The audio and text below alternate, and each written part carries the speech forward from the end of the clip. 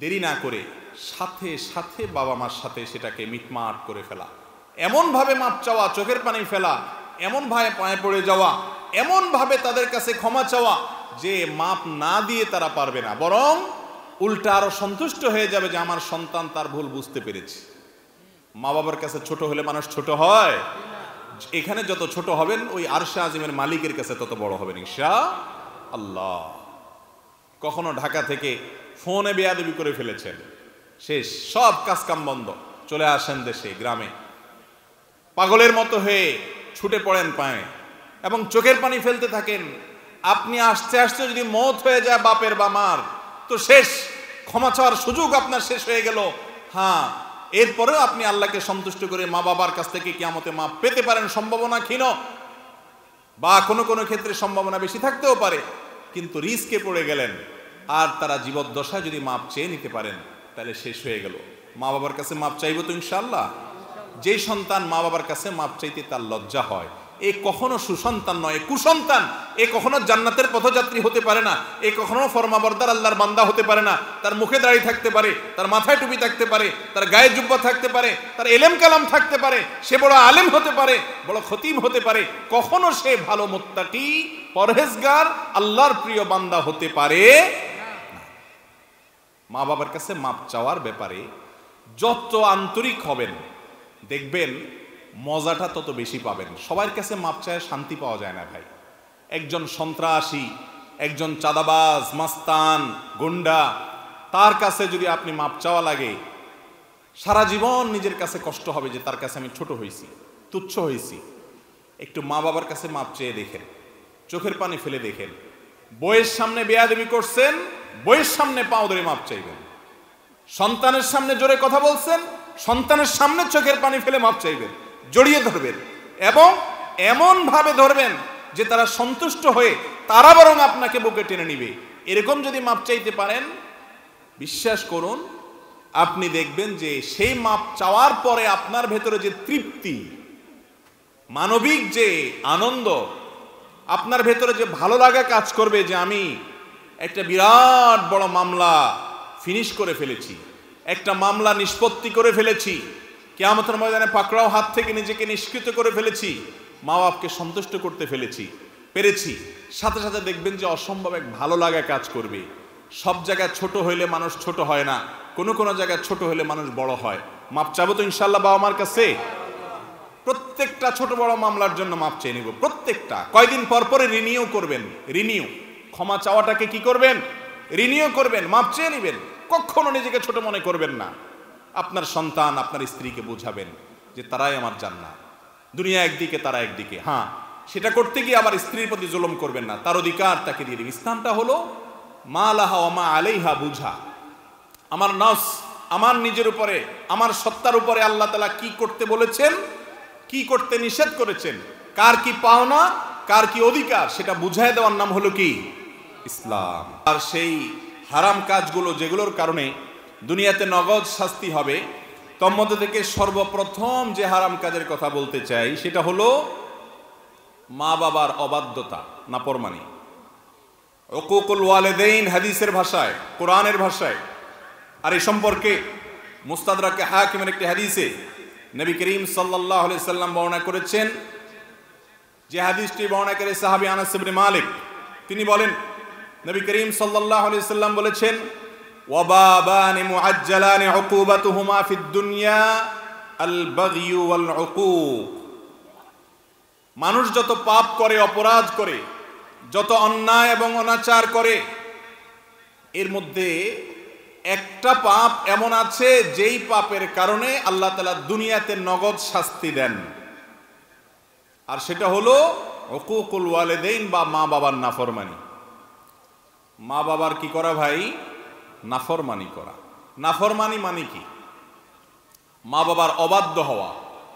তারা যদি কোনো কাজের নির্দেশ করেন, সে নির্দেশকে আপনি আমলে নিলেন না, তোয়াক্কা করলেন না, মানলেন না, মা বাবার আদেশকে লঙ্ঘন করলেন, পাত্তা দিলেন না, কথা শুনলেন না, এবং তাদের প্রতি অবিচার হয়, জুলুম হয়, অথবা তাদেরকে ধমক দিয়ে কোনো কথা বললেন, এরকম কোনো কাজ যদি করেন, সেটা হলো মা বাবার কি করা ভাই? নাফরমানি করা। মা বাবা এমন একটা বিষয়, ইমানদারের জন্য সবচেয়ে কঠিন পরীক্ষাগুলোর মধ্যে থেকে একটা পরীক্ষার জায়গা। বিশেষ করে যখন বয়স বেশি হবে ওনাদের, এমন এমন অযৌক্তিক কথা বলবেন যে সেটা কোনোভাবেই আপনি মানতে পারবেন না। অযৌক্তিক, বেশরিয়াতি কথা না, দুইটা দুই জিনিস। বেশরিয়াতি কথা বললে মা বাবা বললেও সেটা শোনা যাবে। লা তাআতা লি মাখলুকিন ফি মাসিয়াতিল খালিক। আল্লাহর কথা যদি লঙ্ঘন হয় তাহলে কারোর কথা মানা যাবে না, সেটা উস্তাদ হোক আর মা বাপ হোক বা যেই হোক, দলের নেতা হোক আর যেই হোক। আল্লাহর নির্দেশকে লঙ্ঘন করে পৃথিবীতে কারোর নির্দেশ মানা যাবে।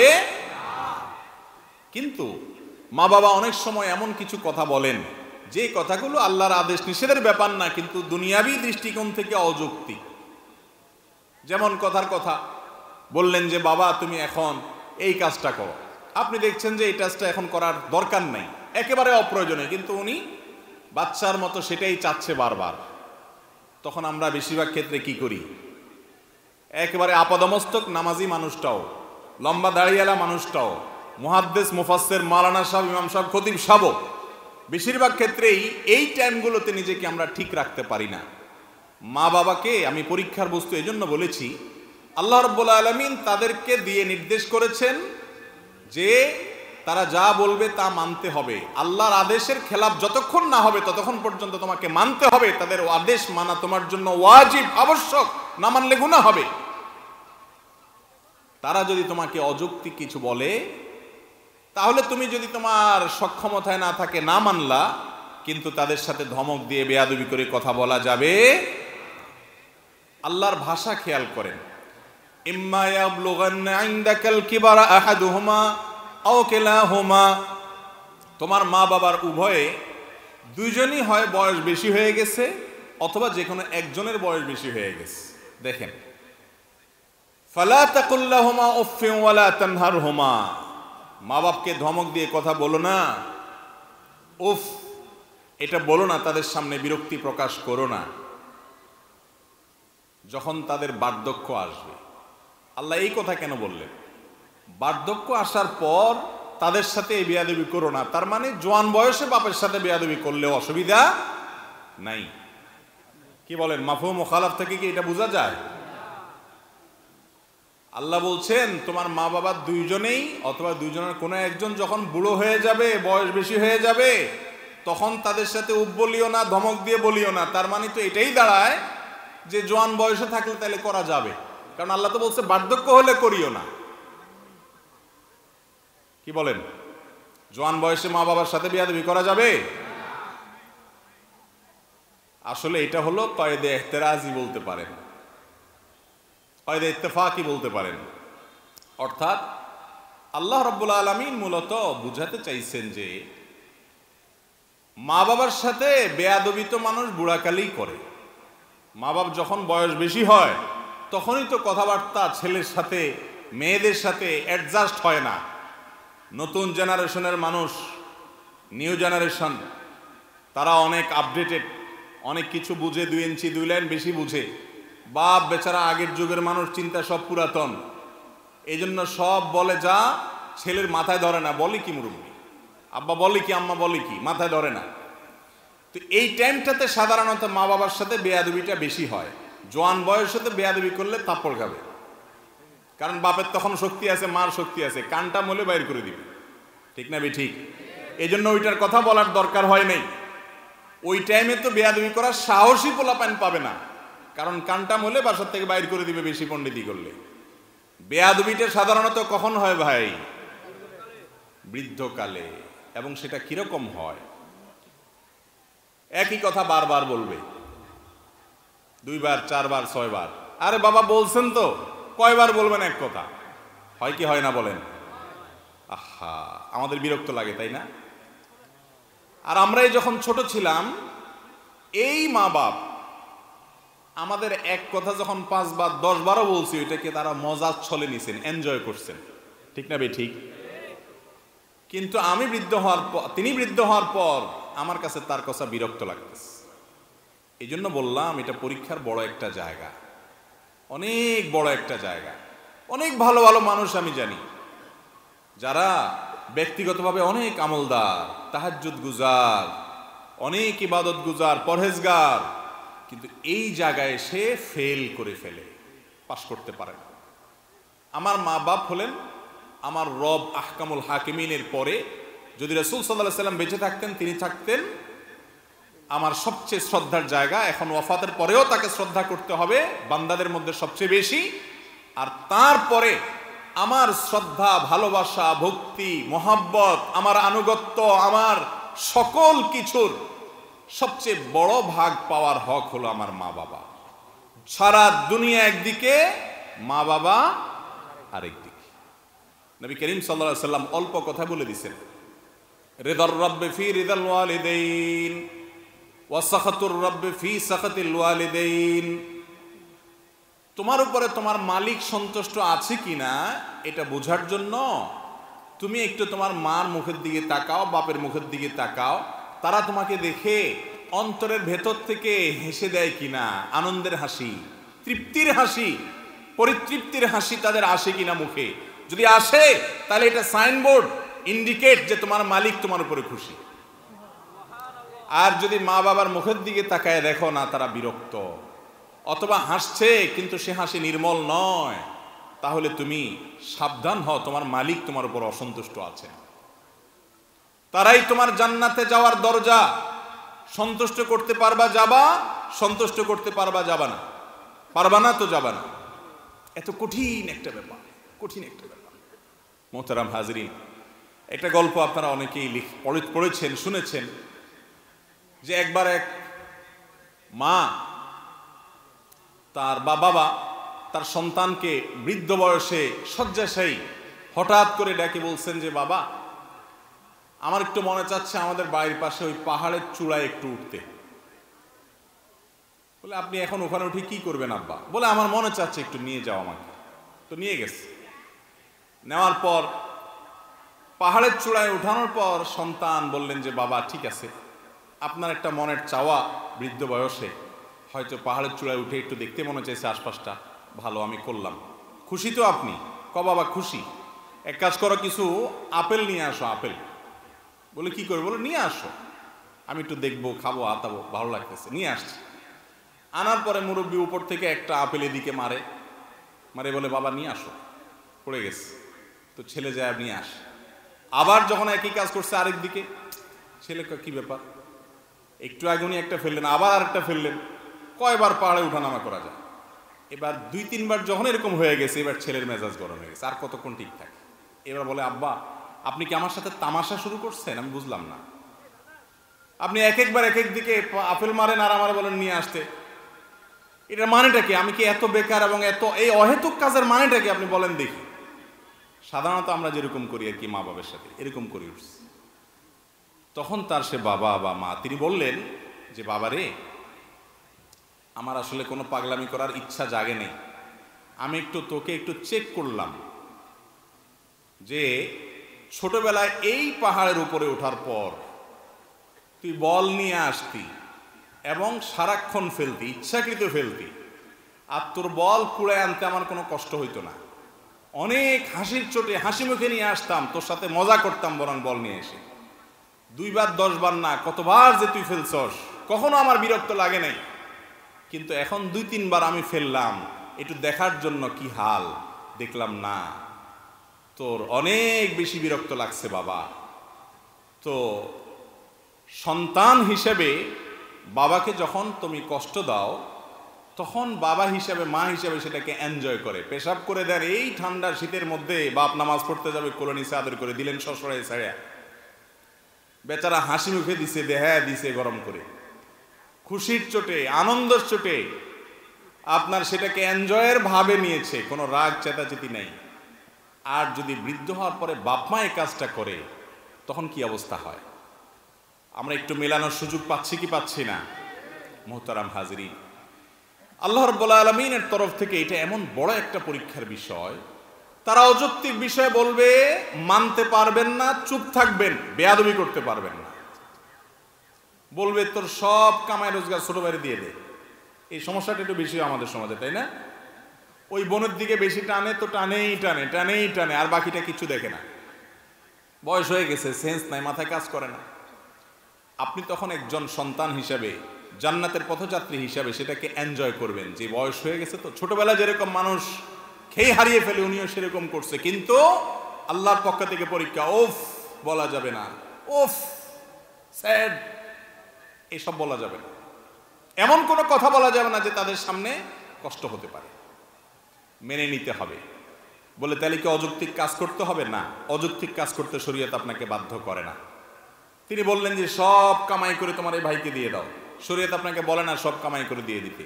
এই জায়গায় আপনি কি করবেন? এই জায়গায় আপনি করবেন হলো বিচক্ষণতার সাথে মোকাবেলা। কিভাবে? মা বাবার সাথে বেয়াদবি নেই, বলবেন আব্বা আমি যতটুকু পারতেছি চেষ্টা করতেছি, আপনি দোয়া করেন আল্লাহ যেন আরো তৌফিক দেয়, আল্লাহ ওকেও যেন দেয়, আমি দেব। কথাবার্তার ভিতরে কোমলতা থাকবেন, অপারগতা প্রকাশ করলে সেটা বিনয়ের সাথে করবেন, কৌশলে এড়িয়ে যাবেন, ডাইরেক্ট মিথ্যাও বলবেন না, আবার ধমকও বাবা মাকে দিতে পারবেন।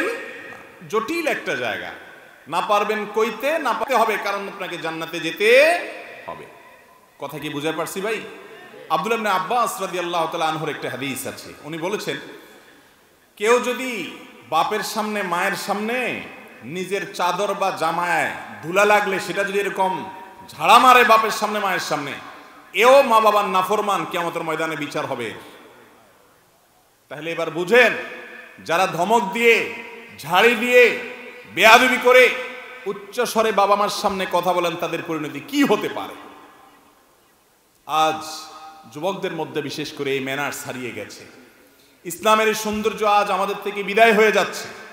এটাকে পুনরায় আমাদের মধ্যে ফিরিয়ে আনতে হবে এবং তওবা নাসুহা করতে হবে। যদি বাবার সাথে বেয়াদবি করেন, দুনিয়াতে আপনার সন্তানের হাতে আপনি লাঞ্ছিত হবেন, নগদ শাস্তি, আখিরাতেরটা পরে, মিস নাই। একটা ঘটনা আপনারা শুনছেন না, বহুত পুরাতন, মাহফিলে তো এই ঘটনা শুনতে শুনতে আমরা ছোটবেলা থেকে বড় হয়েছি। যে বাপের গলায় রশি বেঁধে বলে ছেলে টানতেছে, বাড়ি থেকে টানতে টানতে বাঁশের ঝাড় পরিমাণ আনার পরে বাপে বলছে বাবা, ইশারা দিছে একটু থাম থাম। তো ছেলে বলছে যে কি ব্যাপার, হাত দিয়ে কি ইশারা দিতেছ? তোমার তো আজকে নিয়ে খেতে ফেলাই দিয়ে আসবো, জ্বালাইতেছ বহুত। এরকম কুলাঙ্গার দু চারটা এখনো আছে, একেবারে রূপকথার গল্প না। তখন বাপ বলে ছেলেকে বলছে বাবা আর টানিস না, এই জন্য বললাম কার তোর দাদারে আমি এই পর্যন্তই আনছিলাম, এখন আমার পরিণতি আমি সেটা ভোগ করতেছি, যতটুক নিবি তুইও ভোগ করবি বাপ, মিস হবে না। এমন এক ডেঞ্জারাস বিষয়, যে সমস্ত সন্তান তার ছেলের সামনে, তার মেয়ের সামনে বাবার জুতাটা সোজা করে দেয়, বাসা থেকে বের হওয়ার সময় জুতাটা আগায়া দেয়, ওই ব্যক্তির ছেলে যখন বড় হবে সে তার বাপের জুতার উপর পাড়া দিতে তার বিবেকে বাঁধবে। কারণ সে পরিবার থেকে দেখে দেখে শিখছে কিভাবে বাবাকে সম্মান করতে হয়। যে ছেলে তার বাবাকে দেখবে যে বাবার সামনে সে জোর করে কথা বলে না, বাবার চোখের দিকে কখনো তাকায় না, মায়ের চোখের দিকে কখনো তাকায় না, ওই ছেলের ঘরে যখন ছেলে হবে, মেয়ে হবে, তারা যখন দেখবে দাদার সাথে দাদির সাথে তার বাপের বিহেভ কি, আচরণ কি, তারা সেটা শিখবে এবং সেটাকে অ্যাপ্লাই করবে। এটাই হলো আল্লাহর সুন্নাহ, সুন্নাতুল্লাহ ফিল আরদ, এটার ব্যতিক্রম হয় না। এজন্য মা বাবার অবাধ্য সন্তানরা যতটুকু বেয়াদবি করেন, কমপক্ষে ততটুকু কোনো কোনো ক্ষেত্রে তার চাইতে বেশি সহ্য করার জন্য প্রস্তুত হয়ে যান। কথা কি বুঝাতে পারছি? আল্লাহ তাআলা আমাদের সবাইকে মা বাবার কদর করার তৌফিক দান করুন। বিয়ে করার পর মা বাবার বাধ্যগত থাকাটা একটু বেশি কঠিন হয়, একটু বেশি কঠিন হয়। কারণ এই টাইমে দেখা যায় আমাদের সামাজিক যে ব্যবস্থাপনা আছে, যৌথ পরিবার সিস্টেম আছে, এটার কারণে আরো নানা কারণে বোঝাপড়ার ভেজাল হয়। বাপ মা একদিকে, বউ আরেক দিকে টানে, বউ খুশি করতে গেলে বাপ মা নারাজ, বাপ মা খুশি করতে গেলে বউ নারাজ। এরকম হয় কি হয় না? এই অবস্থায় আমি সবসময় বলি, পাটা আর পুতার ঘষাঘষিতে মরিচের অবস্থা যেরকম খারাপ হয়, ছেলেমেয়েরা এইরকম টাইমে এসে অত্যন্ত চালাক মানুষের মতো দুই দিককার প্রেশার নিতে হয় এবং সাবধান থাকতে হয়। বউর যাতে হক নষ্ট না হয়, এই জন্য বউকে যা দরকার বুঝানো, স্যাক্রিফাইস সব করতে হবে, কিন্তু বউর ঝাড়ির চোটে আবার মা বাবার দিকে এসে ছুটা যাবে। আর যদি কখনো বড় কোনো স্যাক্রিফাইস করতে হয়, তাহলে স্ত্রীর সাথে সেটা করতে হবে। মায়ের ব্যাপারে আপনার বেয়াদবি করে বা তাদের উপরে চড়াও হয়ে কোনো কিছু করা যাবে। আল্লাহ তাআলা আমাদেরকে বোঝার তৌফিক দান করুন। তাহলে একটি পাপের কথা জানলাম, যেই পাপটার শাস্তি আল্লাহ তাআলা দুনিয়াতে নগদ দেন, সেটা হলো মা বাবার নাফরমানি। এই নাফরমানি আজকাল বাড়ছে সমাজে না কমছে? বাড়ছে। কিরকম বাড়ছে? এখন বন্ধুর সাথে কথা বলে খুব মিষ্টি সুরে, তাই না? মনে করেন আড্ডা মারতেছেন দোস্তের সাথে, ফোন করলো বাপে মায়ে, কই আসুস বাবা, অনেক রাত হয়ে গেছে, চলে আয়। ফোনটা ধরেই দিলেন একটা ঝাড়ি, এত ক্যান ক্যান করো, এতবার ফোন দিছো, হইছে তো, বুঝলাম তো, এবার রাখো। মোবাইলটা রেখে এবার দোস্তে, হ্যাঁ বল কি অবস্থা, মিষ্টি সুরে। আছে না নাই? এটাকে বলে কুলাঙ্গার সন্তান। এটারে কি বলে ভাই? কুলাঙ্গার সন্তান। ভাই রে, এই সন্তানের জন্যই জাহান্নাম। এরাই কপাল পোড়া। এই কপাল পোড়া সন্তান হওয়ার জায়গা থেকে বেরিয়ে আসতে হবে, নিজের সঙ্গে চ্যালেঞ্জ করতে হবে, সংগ্রাম করতে হবে, মা বাবার অনুগত সন্তান হতে হবে। রাজা মহারাজাদের কাছে প্রজারা যেরকম থাকে, প্রজাদের কাছে রাজা মহারাজারা যেরকম থাকে, আপনার কাছে আপনার বাপ মা সেরকম থাকবে। তারা অশিক্ষিত, তারা বুঝে না, তারা উল্টাপাল্টা বলে, তাদের বয়স হয়ে গেছে, কোনো সেন্স নাই, এরপরও আপনার বাপ আপনার মা দুনিয়াতে তাদের মাধ্যমে এসেছেন, তাদের সাথে বেয়াদবি কখনো করা যাবে? এমনকি তারা যদি আপনার হক নষ্ট করে, ভালো করে শুনে রাখেন, বাপ আপনার হক নষ্ট করেছে, ভরণ পোষণ দেয় নেই, মা হক নষ্ট করেছে, আপনার খোঁজ খবর রাখে নাই, আপনার প্রতি জুলুম করছে, আরেক সন্তানের দিকে টানছে, তাদের পাপের কারণে অবশ্যই তাদেরও বিচার হবে। মা বাপ যে একেবারে আমাদের প্রতি জুলুম করলে আল্লাহর কাছে পার পাবে তা না, তার বিচার আল্লাহ করবে, কিন্তু সন্তান হিসাবে আপনি তার কোনো বিচার করতে পারবেন না। এত জটিল একটা বিষয়। অতএব আমরা আজকের এই মজলিস থেকে তওবা করে যাই যে বাবা মার সাথে কখনো আমরা বেয়াদবি করব